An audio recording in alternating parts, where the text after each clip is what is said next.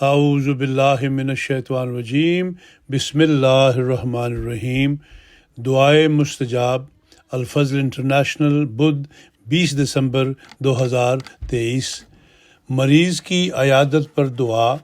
حضرت عائشہ فرماتی ہیں کہ رسول کریم صلی اللہ علیہ وسلم کے اہل خانہ میں سے کوئی بیمار ہوتا تھا تو آپ اس پر یہ دعا پڑھتے تھے: اذہب البأس رب الناس واشف انت الشافی لا شفاء الا شفاؤک شفاء لا یغادر سقما۔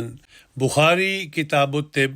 ترجمہ: بیماری کو دور کر دے اے لوگوں کے رب، شفا عطا کر کہ تو ہی شافی ہے، تیرے سوا کوئی شفا دینے والا نہیں، ایسی شفا عطا کر جو کوئی بیماری نہ چھوڑے۔